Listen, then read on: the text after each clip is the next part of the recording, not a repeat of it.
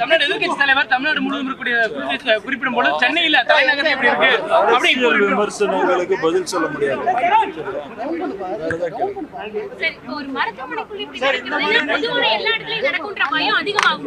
மருத்துவமனையில் நடந்தது குற்றவாளி 6 மாசமா இங்க வந்துட்டு போயிட்டு இருக்கிறான். நேத்து கூட அதை டாக்டர்கிட்ட ஒரு மணி நேரம் இன்ட்ராக்ட் பண்ணிருக்கிறோம். இது புதுசா வந்த ஆளு கிடையாது. அவனு இங்க 6 மாசமா அவனோட அம்மா வந்து ட்ரீட்மெண்ட்ல இருந்திருக்கிறாங்க.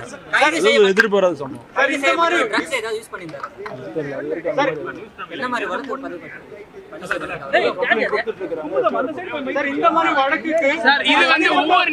ஒவ்வொரு வழக்கும் ஒவ்வொரு பின்னணியில் இருக்கு.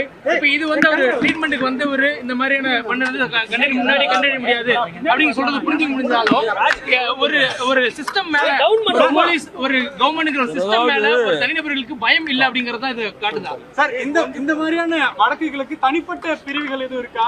ஏன்னா இப்போ நார்மல் கேஸ்க்கு நம்ம சென்னை மாநகரத்துல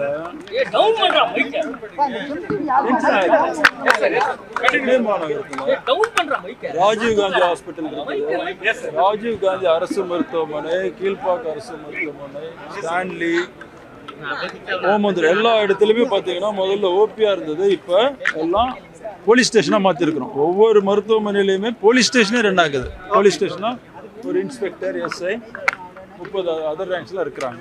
அது மாதிரி காவல் இது போலீஸ் ஸ்டேஷன் காவல் நிலையம் இல்லாத மருத்துவமனைகள்ல ஓபி நாம போட்டு ரன் பண்ணிட்டு இருக்கிறோம். ஓமந்தூர் வரலாம். அந்த மாதிரி அதுக்குள்ள பாதுகாப்பு ஏற்பாடுகளை பார்த்து இங்க இருக்குது ஒரு ஓபி. பட் அவுட் சைட்ல அந்த அடுத்ததுல இருக்கிறதுனால இதுக்கும் இங்க ஒரு ஓபி போட்டு பாதுகாப்பா அதில் கொடுத்து எஃப்ஐஆர் எதுவும் போட முடியுமா இதுல? ஏன்னா இப்போ நார்மல் பர்சன் கிடையாது. அது சட்ட வல்லுநர் கேட்க முடியும். எந்த மாதிரி எவ்வளவு ஆண்டுகள் தண்டனை கிடைக்கும் சார்? ஏன்னா இது வந்து ஒரு கொலை முயற்சி வழக்கு.